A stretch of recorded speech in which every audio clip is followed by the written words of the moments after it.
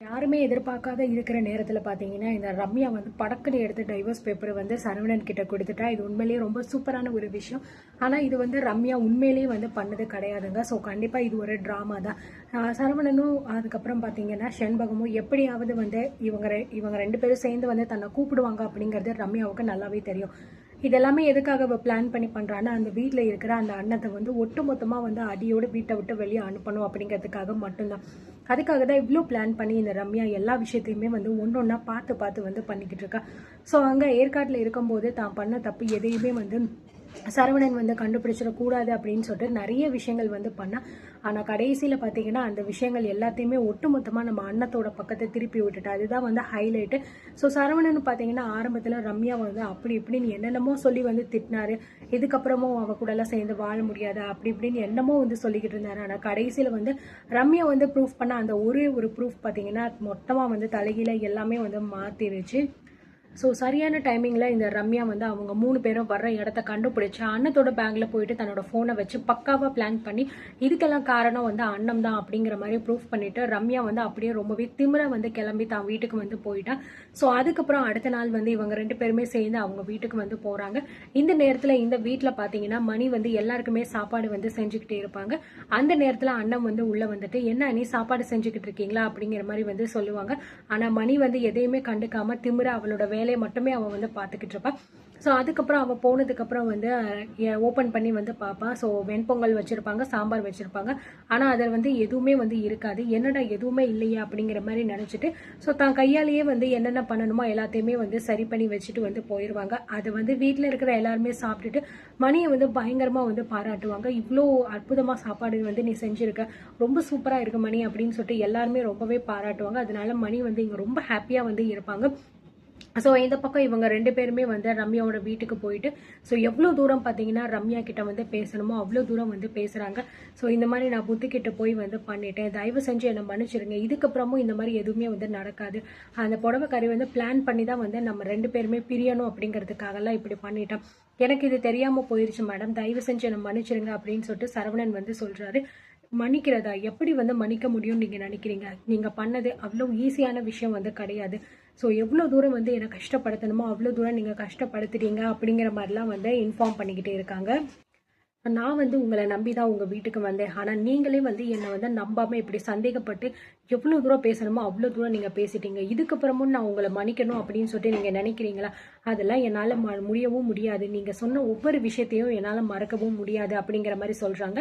So இந்த பக்கம் பார்த்தீங்கன்னா இவங்க வந்து பேசிக்கிட்டு இருக்கும்போது அவங்க 2 பேருமே சேர்ந்து தான் வந்து என் வாழ்க்கையவே இப்படி நாசமாக்கிட்டாங்க. அதுவும் முக்கியமாக அந்த புடவைக்காரி எப்படிப்பட்ட ஒரு வேலையை பார்த்துட்டு இப்படி கமுக்கமாக வந்து வீட்டுக்குள்ளே உட்காந்துக்கிட்டு இருக்கா. கேட்டால் வந்து நல்லது பண்ணுறேன் அப்படி இப்படின்னு சொல்லிக்கிட்டு இருக்கா.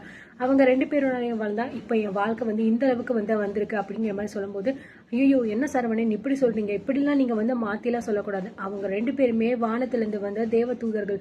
உங்கள் வாழ்க்கையை வந்து அப்படியே சந்தோஷமாக மாற்றணும் அப்படிங்கிறதுக்காக தான் அவங்க 2 பேருமே வந்து ரொம்ப அதிகமாக உழைச்சிக்கிட்டு இருக்காங்க. அவங்கள போயிட்டு நீங்கள் இப்படிலாம் பேசிக்கிட்டு இருக்கீங்க, ரொம்ப ரொம்ப தப்பு சரவணன், தயவு செஞ்சு இப்பெல்லாம் நீங்க பேசக்கூடாது அப்படின்னு சொல்லும்போது, மேடம் ஏன் நீங்க இப்படிலாம் பேசிக்கிட்டு இருக்கிறீங்க?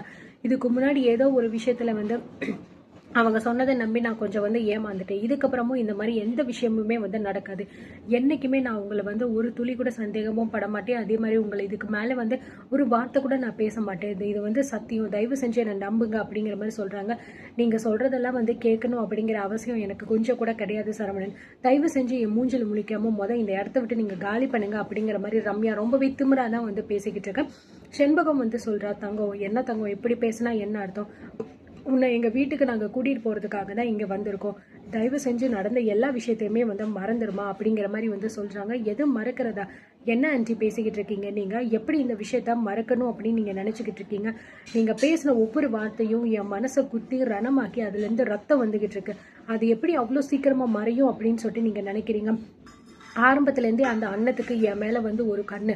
எப்படியாவது அந்த வீட்டில் நான் வந்து இருக்கவே கூடாது, என்னை வந்து அசிங்கப்படுத்தி அவமானப்படுத்தணும் தான் அந்த அண்ணன் வந்து நிறைய பிளான் பண்ணிக்கிட்டு இருந்திருக்கேன்.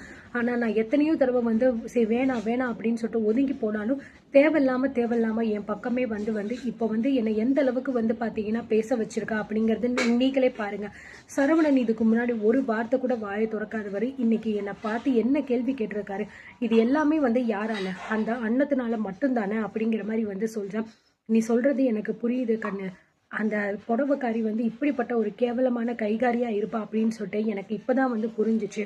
இப்படிலாம் வந்து உங்க 2 பேர் வாழ்க்கையும் வந்து நாசமாக்குறதுக்காக தான் அவ அந்த வீட்ல உட்காந்துக்கிட்டு இருக்கா. கூடிய சீக்கிரத்திலேயே அவளை நான் இந்த வீட்டை விட்டு வெளியே அனுப்புறேன் கண்ணு. அது என்னோட பொறுப்பு அப்படிங்கிற மாதிரி வந்து சொல்றேன். நீங்க பாருங்க ஆண்டி, நீங்க என்ன சொன்னாலும் சரி, என்னால நீங்க பண்ணதை ஏத்துக்கவும் முடியாது. உங்க புள்ள பேசுனதை எங்களால வந்து மறக்கவும் முடியாது. நீங்க என்ன பண்ணணுமோ அதை போயிட்டு பண்ணிக்கோங்க. அது மட்டும் இல்லாம அங்க இருக்கும்போது சரவணன் என்ன சொன்னா, இவ கூட சேர்ந்து என்னால வாழ முடியாது, எங்களுக்கு டைவர்ஸ் வேணும் அப்படின்னு சொல்லிட்டு வந்து சொன்னால. அவர் வெறும் வார்த்தையால தானே சொன்னாரு. ஆனா நான் வந்து செயல்லையே வந்து காட்ட போறேன் அப்படின்னு சொல்லிட்டு போயிட்டு வேகமா போயிட்டு பாத்தீங்கன்னா ஒரு பேப்பர் வந்து எடுத்துட்டு வராங்க.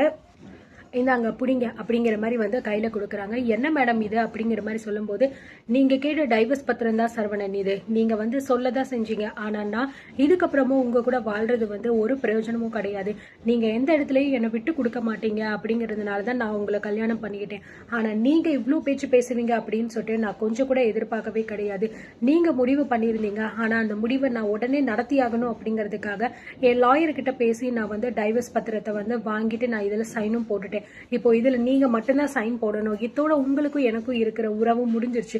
இதுக்கப்புறமும் இந்த வீட்டு பக்கம் நீங்க வரவே கூடாது. இந்த பத்திரத்தை எடுத்துட்டு நீங்க உடனே கிளம்புங்க வீட்டை விட்டு அப்படிங்கிற மாதிரி சொல்றாங்க. இதை பார்த்துட்டு சரவணன், செண்பகம் 2 பேருமே பாத்தீங்கன்னா பயங்கரமா வந்து ஷாக் ஆகுறாங்க. என்னடா இவ இப்படி ஒரு முடிவு எடுத்துட்டாலே அப்படிங்கிற மாதிரி நினைக்கிறாங்க. என்ன பாக்குறீங்க, நான் சொன்னது உண்மைதான் ஓகேங்களா. இதுக்கப்புறமும் இந்த வீட்டு பக்கம் நீங்களும் வரக்கூடாது, நானும் அந்த வீட்டு பக்கம் வரவே மாட்டேன். உங்களுக்கும் எனக்கும் எந்த சம்மந்தமும் கிடையாது. நீங்க வீட்டை விட்டு வெளியே போங்க அப்படிங்கிற மாதிரி வந்து ரம்யா ரொம்பவே பாத்தீங்கன்னா கராரா பேசிட்டு 2 பேரையுமே வந்து வெளியில தள்ளிட்டு கதவையும் வந்து சாத்திடுறாங்க.